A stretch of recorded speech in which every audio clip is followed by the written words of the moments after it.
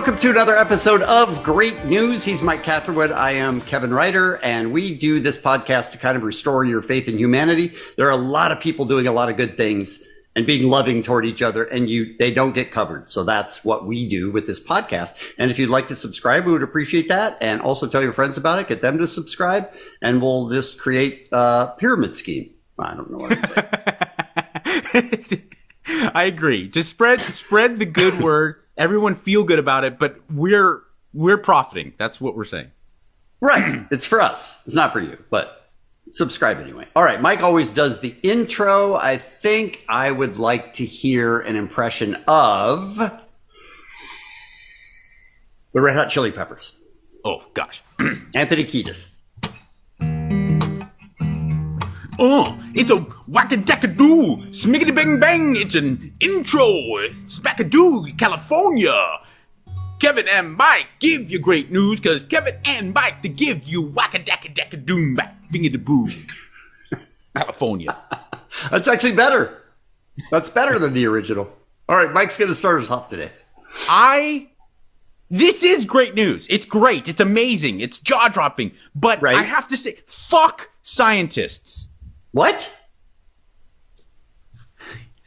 How they put archaeologists? Did you get COVID and now you're using deworm medicine? I'm not going with fuck science. I'm saying certainly fuck these scientists. Okay. They dug up a mummy, a real mummy in what I'm assuming in Egypt. And I get that. And there's the things that you could study and you could learn of history. They decided to, using the vocal cords, the actual vocal cords or the area left in this mummy's throat, they recreated what it would sound like with his or her articulators, what it would sound like if he talked. Watch this video and tell me if you... still intact? Yeah, check it out. Scientists were able to mimic Nessie Amun's voice by recreating his mouth and vocal cords with a 3D printer. It allowed them to produce a single sound. Oh!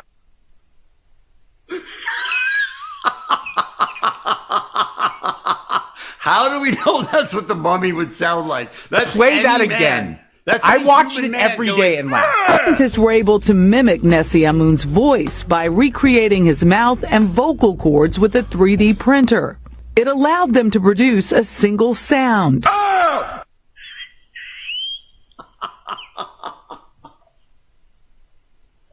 That is so not a mummy. Do you know how much money and time put into... Okay? Well, I mean... It sounds like none, but if they put a lot of money and time into it, they're idiots. Because it's a sound any of us could make. That is not the mummy's fucking voice. That's Howard Dean. What was that his name? The guy who ran for president in 2004? Yes. Where he just made Phoenix, and we're going to go to Washington, D.C., and we're going to go to Chicago. And that kicked him out of the race. He was no longer in the presidential race. The end. He's a mummy. All right. In Alvord, Texas, earlier in January, there is a couple there named Nathan and Kayla Dahl. And Nathan is a firefighter. Okay. But both he and his wife got COVID. And one of the side effects of COVID is that you can't smell anything. Right. One of them that you can have. They both had it. So one night, in the middle of the night, when their house caught on fire, they couldn't smell smoke, and their smoke detectors didn't go off. And watch how this family with 5 children survived. He's home in Wise County and left almost nothing behind, but it could have been so much worse. The parents told Jay Wallace they're alive today because of their 2-year-old toddler. It was a crazy start to the day, for sure.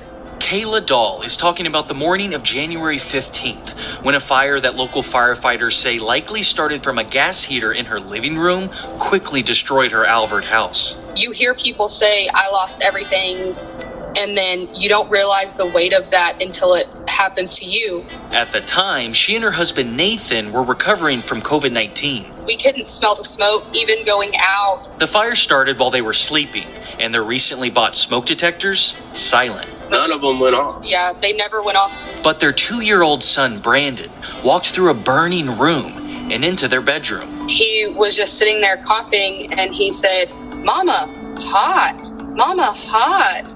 Once Kayla realized what was happening, she woke up her husband. I turned and I looked at the door and I was like, oh my God. Like, my heart just dropped. Nathan, a volunteer firefighter himself, had already trained his kids what to do in a fire. We had a plan. We've had a plan. This is how everything's going to go. Within about 30 seconds, these parents and their 5 kids were safely outside. About maybe a minute after we got out of the house, our front door had flames coming out of it. The doll's house was destroyed and both parents' cars lost. But this family might not be alive today if not for a special toddler. To think that a 2-year-old wakes up at 4:30 in the morning and comes in there and wakes us up, I mean, Yeah. it's nothing short of a miracle in my opinion. He saved our entire family. I mean, he is our little mini hero. And maybe a sign that Brandon will one day follow in his father's firefighter footsteps. In Alvord, I'm Jay Wallace. Wow. Look at that kid. One of the stories that I found on that was titled Mama Hot.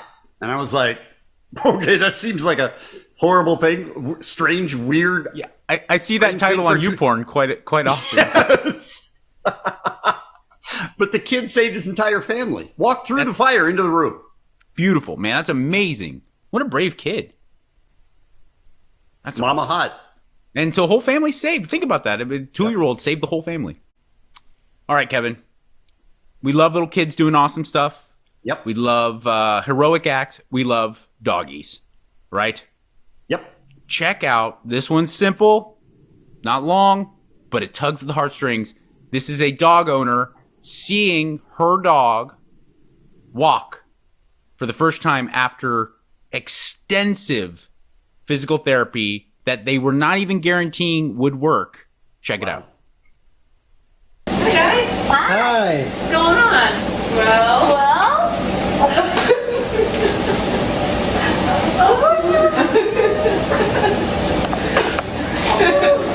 Look at him. Look at the tail.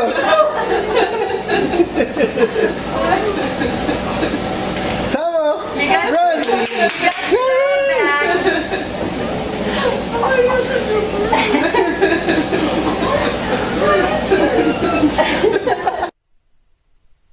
Wow. All 4 And he legs didn't- were shattered, and they were like not too confident that the dog I was would ever walk expecting in. that he would have like the 2 back wheels. You know what I mean? Like Dude, I hear you. helping him walk. But, you could just see she just drops her stuff. She's carrying like her Yeah. purse and everything. She just drops it, and she's so overwhelmed by it. You know what? She wouldn't have dropped her purse when she saw What? a cat that was walking. No. You know why? Cat would have been like, euthanize me. Fuck you. A little cat finger. This is a little black child on a plane and a black pilot for American Airlines who took the time to bring the little kid in and sit him in the pilot's seat and sort of teach him about what it's like. Watch this. My 2-year-old son is obsessed with airplanes, and today this happened. You want to see? Wow. Look at, come on up. You see it? You want to have a seat? I got you. All right, I'm going to pick you up, okay? Jump. 3, 2. Wow. Look at that. We got a lot going on up here. You like it, buddy? You want to hold on? Representation matters. There you go. Wow. Look at that. You want to face her, get a good photo in there? Thank you, American Airlines. Yeah, we'll be here. Thank you, guys. And they said, they put underneath it, they said, we hope that the pilot sees this because we're forever grateful for that. That was just an amazing thing for their son. It's true. And it's something you can gloss over. But the idea of a little black American kid being able to see a man pilot is so because when you're a little kid, the guy who flies the plane is the most important man in the world. And it's Godhead. That's a beautiful story, man. That really is awesome. I followed up with the importance of children. Okay. This is GOAT level. This is it. Michael Jordan level great news. When humanity is at its worst, you see how humanity can also peek through with its greatest. And this is, I'm going to stand behind this. This is greatest of all time, heroic, great news stuff. Check it out. These children were brought over to England in 1939. That's 49 years ago, from Prague in Czechoslovakia. They were all in the gravest danger because they were Jewish, some of them orphans, their parents might have been arrested, or maybe their parents were just intellectuals or communists, the kind of people that Hitler really hated. If they hadn't been rescued and brought over to England, these children would have been killed by the Nazis. But in fact, they were saved by an English stockbroker called Nicholas Winton. In all, Nicholas Winton and the committees who helped him managed to save 664 children. Wow. 664 children.